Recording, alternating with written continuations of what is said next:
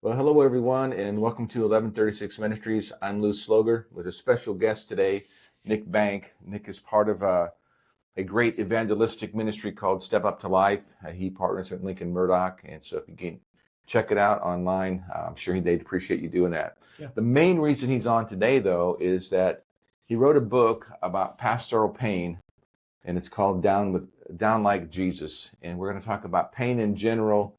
One of the saddest commentaries in this sin-fallen world is the fact that people go to church and get hurt. So we're going to talk about that. But thanks for being here with us. I hope we have a profitable little podcast here and encourage people's hearts.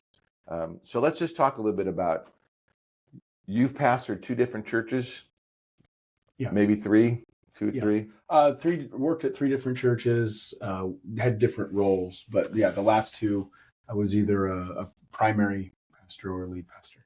And over the course of how many years? Since 2003. Okay.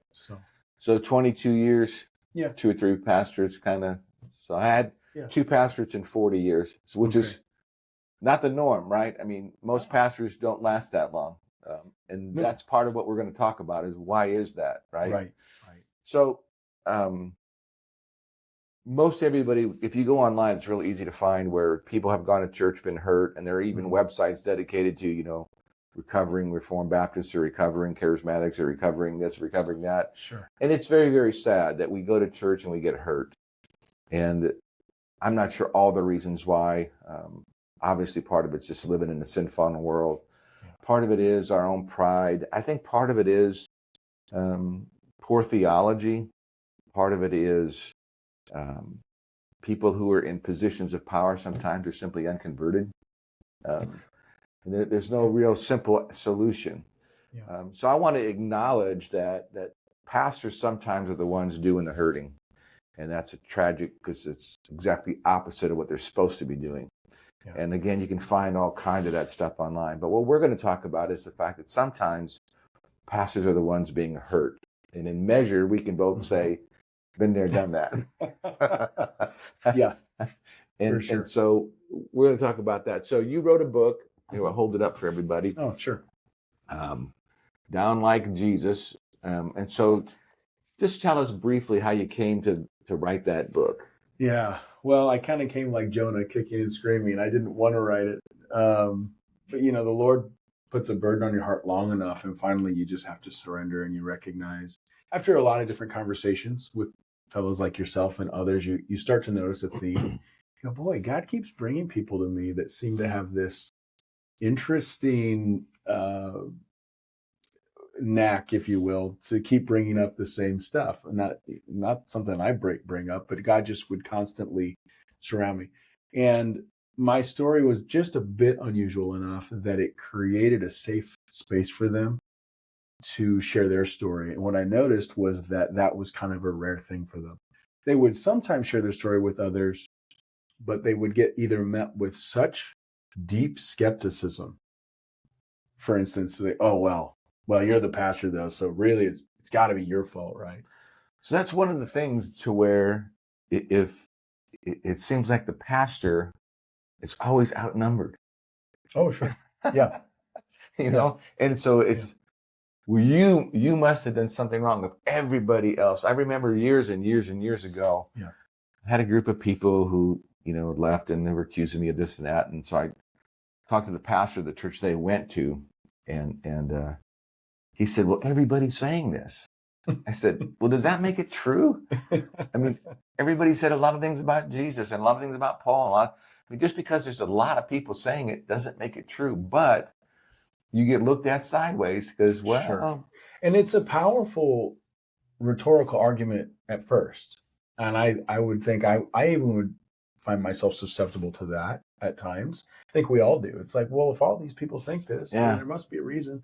And I think that's a valid consideration. But of course, what you find out over time, and I don't know about you, but I definitely found out over 20 or so years of pastoring, is that groups like that tend to come and go. And as they do, their reputation precedes them. So essentially no one can do right in their eyes, and Yeah. they usually go as quick as they come. There's just going to be one thing that they don't like, and then they're on to the next church or whatever. So let's get back to the book. The book is what's the main thing you're trying to drive home with the book? Yeah. Well, part of it is that I'm just trying to help pastors understand that experiencing difficult emotions is not inherently sinful. So that's the one very small goal. Now, that's a strange thing to say because I think most pastors intellectually acknowledge that that's true. But what I've found, not only in my own life, but those I've talked with, is when you actually talk with the pastors, though, and they describe to you what they're going through, they describe it in such a fashion where they're almost embarrassed or ashamed, or it's like they're afraid, even for themselves, that maybe they're having a lack of faith. Maybe they're willfully choosing not to rejoice in the Lord always, because isn't that the command, right? And so, as I looked into this issue, I found that there was a very few books that actually address that aspect of it. There's many books that will address that it's a problem. And you go, Right. oh, okay, good. Okay, that's helpful. And it's got great information. But a lot of them don't deal with the reality of what the pastor actually feels and what to think about that biblically. And I think the other part of it too was that many pastors, not all, but many, purposefully avoid any type of therapy, counseling whatsoever, sometimes for legitimate reasons. You know, most pastors are fairly conservative minded, and they don't want to go to a counselor who's not going to give them a solid biblical worldview, who maybe doesn't understand the scriptures and really doesn't understand the weight and the stress of actually pastoring people. Yep. And so because of that, then if you try to encourage them to seek that type of help, they usually dismiss it or avoid it on purpose because they view it as non-Christian. So just yesterday, I talked to a pastor friend of mine whose son-in-law is in a different state, going through some struggles. Been a pastor for 25 years. And the other thing about not going to counseling is that most of us, if we've done this for a while, we know the right answer. Sure. It's not that we don't know, it's that we're wondering, does anybody else care? Right? That to me is the, I mean, when you feel like you're being run off or you're rejected or accused, I mean, you can intellectually quote scripture, know the verses, see historical and biographical examples. It's like, okay, but right now what I need to know is, does anybody else care?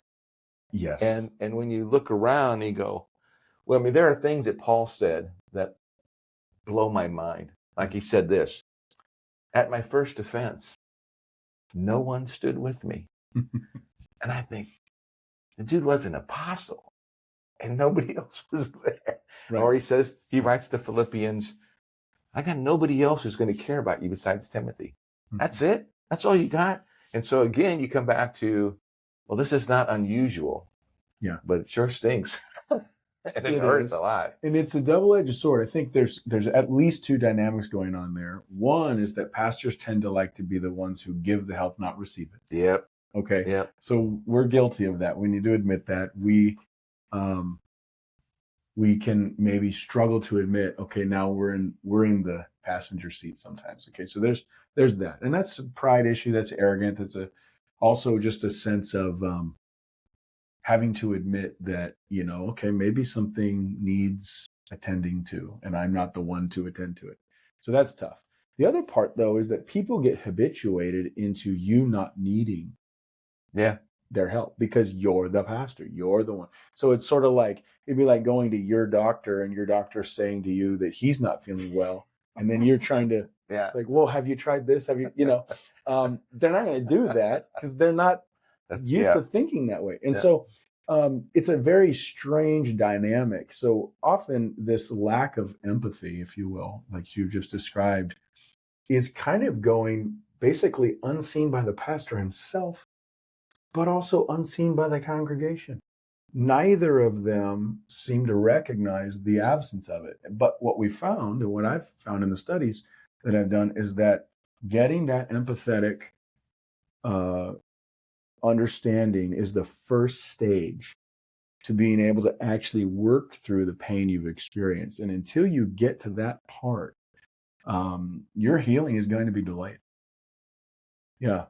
There's a sense in which people need to understand, whether they're pastor or not, that someone else does comprehend and has felt on some level, maybe not in the exact same situation, but does understand what I'm feeling. Yeah, I think years ago there was a couple in our church who lost a baby in a very unusual way. And on one hand, I have to admit, as I'm in the hospital room, I cannot completely identify to that pain. Sure. But I know pain. Yeah. So I can at least say, okay, I'm in the same ballpark here. I know pain. But I think we need to be honest about, I don't know that pain. Right. Yes. And not to try to downplay it or soft soap it or, whitewash it saying, oh, yeah, I don't know. Listen, man, I care. I know pain. But I'm not sure I fully appreciate yours. So why don't you tell me about it? And so get the information instead of assuming I got an answer to pain I don't even understand. Yes.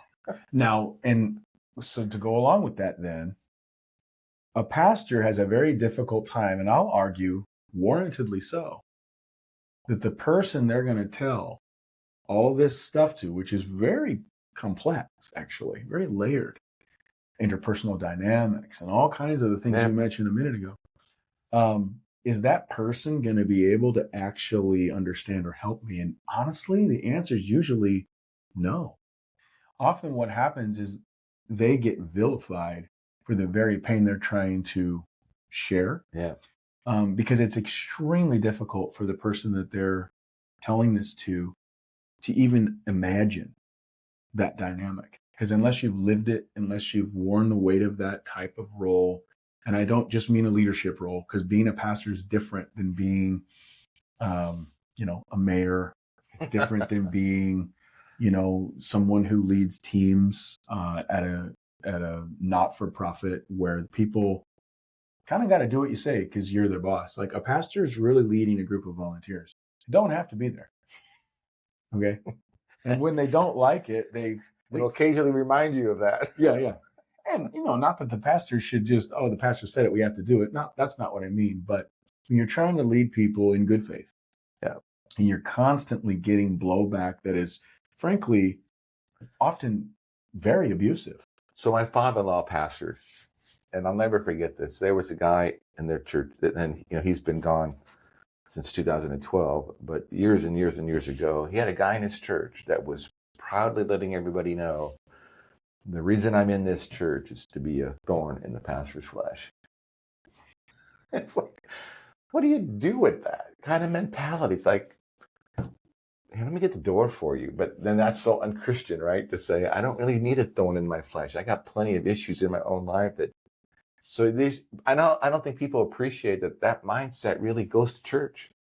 Yeah, so I'll grant him this, at least he's being honest. There are many, many other people who probably do have that mindset, but they just don't say it out loud. Yeah. And that in and of itself actually is a whole nother issue. So there's a very good book I'd recommend anyone listening to this. If you're a pastor, you're going through some of this stuff. There's a book called Clergy Killers. And I believe that's by Lloyd Rediger. It's very worth a read, and it addresses that whole issue. There's another book called Well-Intentioned Dragons. So yeah, there's a lot of good resources there in the bibliography, but this is an issue. This is an issue. And human nature just doesn't like to be led. Well, especially I think in our culture where, look at how we treat not just Trump, but as long as I've been alive, presidents of the United States, Ronnie, Clinton, we don't use terms of respect. We don't use terms of, acknowledging the authority that's in the office. That, in fact, we kind of feel it's our right to challenge them because we're Americans. Yeah, it's part of our DNA. Yeah, then you go to church and it's like, well, that guy's not tell me what to do. Sure. He's the pastor. Well, he's just another guy. Oh, so the culture is very challenging to anybody who's really recognized as an authority in your life. Sure. Yeah, I mean, if you're a parent, you've had teenagers, you know the same dynamic. It's human nature Yeah. to buck authority. I mean, the first lie of the enemy was, well, you can be just like God, and you should eat this fruit. God he's holding on to you. He Yeah. just doesn't want you to know what he knows. Yeah. You could be just like him. And so there's this appeal to self-elevation. You can be the authority.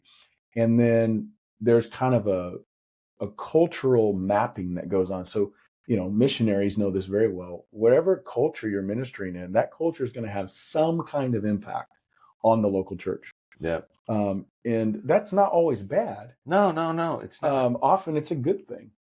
But I think the worldview, you're wearing glasses. When you're wearing glasses, you've got them on long enough, you forget you're wearing them. They're just the lenses through which you perceive your world. But sometimes our prescription's outdated, or it's off. Yeah. Or we don't know we need glasses, right? And no one's going to tell us that we do, and no one's going to tell me I need a new prescription, right? And of course, the pastor's job is to lead people where they otherwise would not go. Otherwise, they don't need a pastor. And so, human nature really doesn't like that. So, at some point, you're going to have some type of tension. Of course, good pastors that are leading in good faith, they're at least the ones I know, are pretty gracious with that, and they tend to be having grace under fire, if you will, in the public setting, in the professional setting. But when they go home and they have to wear the weight of that constant abuse, that constant grinding, they're not a politician. They're not all cynical inside and thinking like, well, I don't care what those idiots think. I'm for this, whatever. Pastors don't have that mindset. Pastors care about their people, and they want harmony. They want the unity. They want to promote a cohesive mindset towards a larger goal that glorifies God and honors people. So when the very people they're trying to lead are constantly beating them up, they don't go to that hyper cynical place a politician would. They're built differently. They actually care the way a father would with a rebellious teenager who's just constantly creating trouble, constantly bucking it, even if what you're asking for isn't even wrong. It may be explicitly biblical, but it's wrong just because you suggested it, right? And I think that dynamic is just it's not really acknowledged very often. It's almost as if the congregation can never do wrong. Yeah. In fact, there's no doubt in my mind we're going to do more than one podcast, because this thing is just, it's got so many paths that we can go Sure. down. Yeah. But in light of all your research, I mean, you wrote a book about it, you did your research on it. And again, obviously I'm sympathetic, having pastored for 40 years, to what guys go through who, like you just described it. They really care. Mm-hmm. They feel pain. They sympathize. They're praying for their people. So what do you think one of the major, I guess we try to get some big topic, major headings of why do you think it's, I mean, easy is probably not the right term, but it happens so often that there's a congregation or individuals therein don't understand some things about true pastoral ministry that make it easy for them to put their pastor in the crosshairs? For sure. Yeah. Well, one, I think, the easy low-hanging fruit for that, first of all, is we're all flawed. And since the fall, operate on some level, some more than others, out of a fear-based mindset. Okay. So there's this sense in which we're all having our proverbial fig leaves, if you will, and we're trying to hide, if you will, from one another, because if someone really sees us, then we're not safe. Now, this isn't a mindset most people walk around fully aware of, but you see it through the behaviors that they engage in that are explicitly condemned in Scripture. You take 1 Corinthians 13, for instance, and just the list of love. Love is patient. Love is kind. It does not seek itself. It does not boast. Yeah. I'm here to be the thorn in the flesh of the pastor. Well, that's not 1 Corinthians 13. That's boasting in the most grotesque possible fashion. So that's the one piece. So we've all got that, right? But then for those who, at least by name, claim to know Christ, I honestly think that it is a desire to do good that actually fuels most of the bad behavior. I'll explain that. Well, I don't meet people very often who do bad things, who recognize the things they're doing as bad. That's why they're doing them. And that's why they passionately believe in them. Okay, but let me ask you this, right? I mean, you and I both know that if somebody has made an accusation toward you, Mm-hmm. and they know one of two things: the accusation isn't true, Yeah, or it's not true the way they're trying to use it against you. sure. They might know it's true in certain aspect, but they're emphasizing the aspect that will seem upsetting to enough people that it could harm you. So that person isn't trying to do good. No, but often people are so self-deceived that they take, and they do this in politics all the time. They'll say, well, the end justifies the means. So it's so funny. You listen to the news, and one year this candidate, regardless of the party they're with, did this one thing. Well, then later this other candidate did the exact same thing. But you notice how anybody from their camp won't criticize the exact same behavior. Why? Yeah. Because it's sort of like when you go to a baseball game and they play the instant replay. And it's so clear on the instant replay now with the high definition they have. He's out. He got tagged. He's like half an inch, his foot, and all the fans in the stands are going to boo. Boo. Yeah. Now they have empirical proof that they are wrong, but they're all going to boo. Why? Because it's not personally advantageous to them. So human nature loves to privilege itself for the outcome on the end, even if deep down we know, he's out. But I'm still going to boo because I don't like it. Yeah, I don't want him out. I don't want him out. Yeah. So let me ask you this. In light of the study that you've done and the number of, in the ministry you're in now, you're meeting people all over the place all the time. Mm-hmm. So how big a deal is this in the modern church? It's a big deal. It's a big deal. And I think that's another thing people don't appreciate is that there aren't that many good churches and there aren't that many good pastors, and we should do everything we can to promote both those things. Yeah. I mean, the one caveat to that is there's some emerging trends, and I'm talking like within the last 12 months, where we see Generation Z and some of these younger seem to express a very strong interest in the things of God and church, and they're attending church. But we still have yet to see how that will suss out over the next 15 years. What will their behavior be, all that. But the more recent research that's been verified, and we can look at whether it's through Lifeway Research or Barna, Faith Life, that do pastoral surveys worldwide, you're looking at personal conflict within the church at roughly anywhere from 50 to 69% on average that pastors are constantly facing or have said they've experienced in their current or previous church. The percentage of forced resignations that have nothing to do with a moral failure, but merely preferences, is actually much higher than I would have thought it was. I need to double check those numbers, but it's I think it's in the 30 percentile. And so it's really more of an issue than we realize. And in fact, what's really kind of concerning is that a lot of pastors find themselves in a situation where they're in a denomination, right? Now, those denominations often will have a district supervisor or superintendent that they could go to talk about these things. And functionally, though, what typically ends up happening is that person is really more like going to your HR department. And his purpose really there isn't so much to tend to the pastor, although let me caveat that there are some who do, and they're very caring. But by and large, it's really to protect the denomination, because I'm sorry, Pastor, it's much easier to replace you than it is to replace this church. Yep, so no doubt. It sounds crass, but the reality is at the end of the day, they may treat it like a business decision. It comes down to dollars and cents. We can replace you.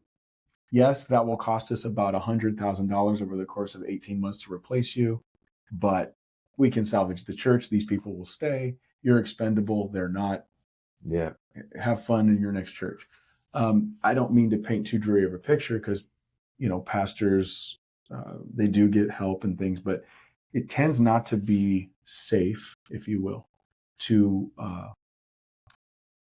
have the conversation, even within one's own denomination, often with the very people you thought were there to help you? Well,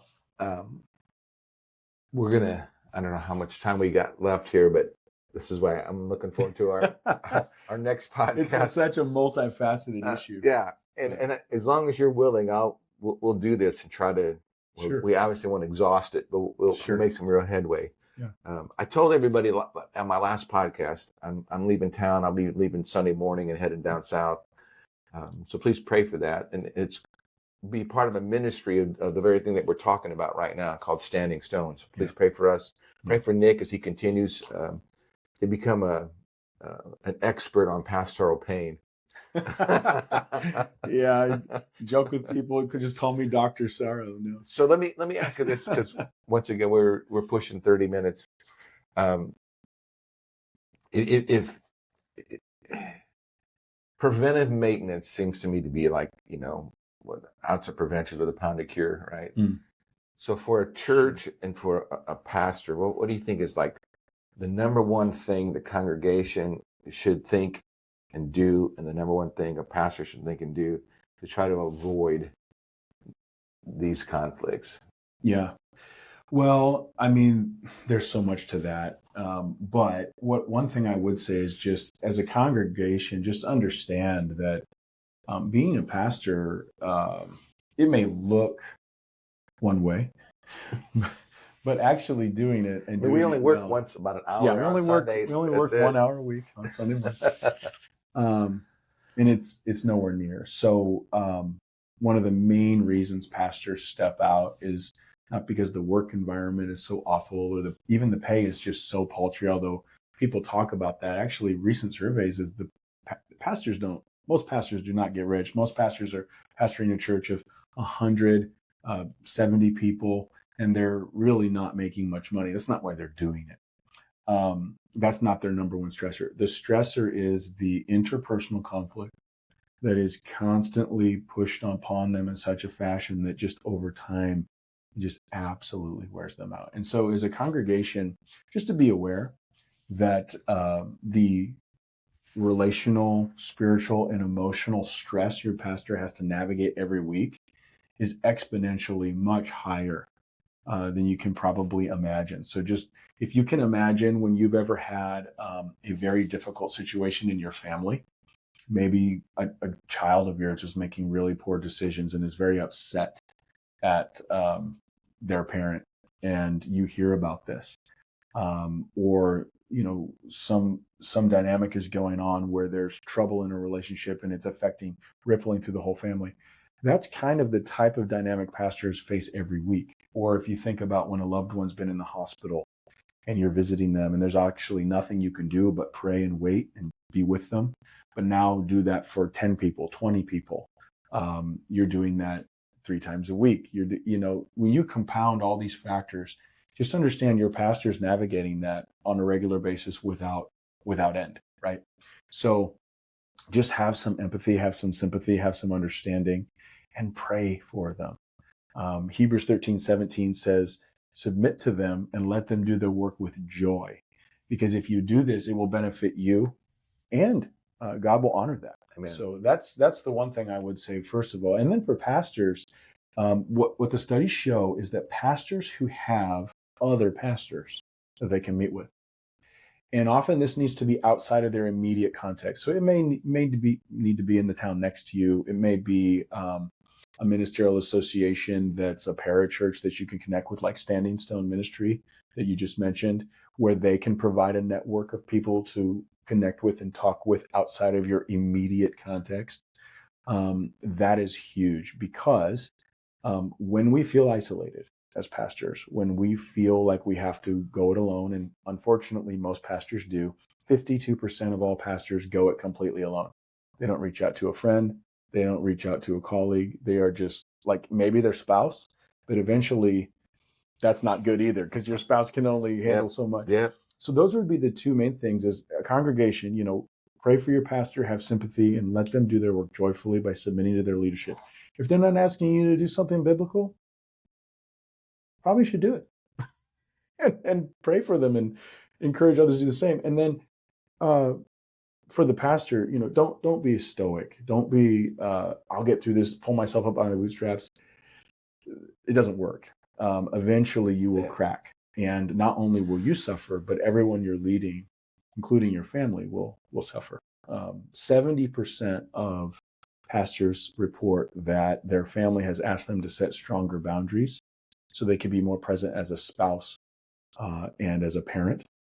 And that's pretty high. One of the things, again, I think people I don't even understand it.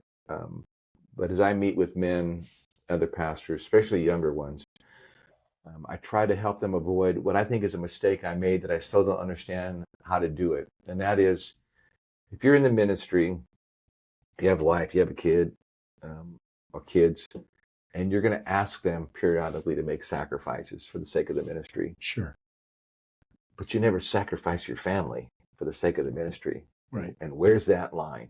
Where's that line? And and 40 plus years, I know I've crossed it, but I couldn't tell you where it is. Yeah. Let me make a book recommendation on that. 2 book recommendations, actually. One would be a book by Ariana Malloy called Healthy Calling. It's a more recent book, came out just within the last year or so. And then another one by Mark Buchanan called The Rest of God. Those would be 2 excellent resources that address that in particular. Jesus' Sabbath. The Son of God, God in the flesh, took breaks on purpose. Yep. So can you. Amen. Well, thanks so much for letting me hang out with you for a while. And hey, glad to do it. If it's up to you, I want to do this again because there's so much more to talk about. Yeah, for sure. We've just barely dipped our toe into this thing. Yeah. It's a very deep issue. So thanks for joining with us. In light of this present discussion, 1136ministries@gmail.com. If you've got questions or comments or an aspect of this you'd like to help us cover, if you've got a pastor or a church in need, 1136ministries@gmail.com. Where can they get a hold of you? You can email me at nick@stepuptolife.com. I do personal consultations. I'm happy to listen, give an ear to what you're going through. And if you want the book, it's on Amazon. Just search for Down Like Jesus. It's on there. All right. If it can be an encouragement, then amen. Well, thanks for letting me hang out. And thanks for joining us. And again, we'll be back. Just not sure when, because we just got to go day by day. So God bless you all and have a great weekend. Bye-bye.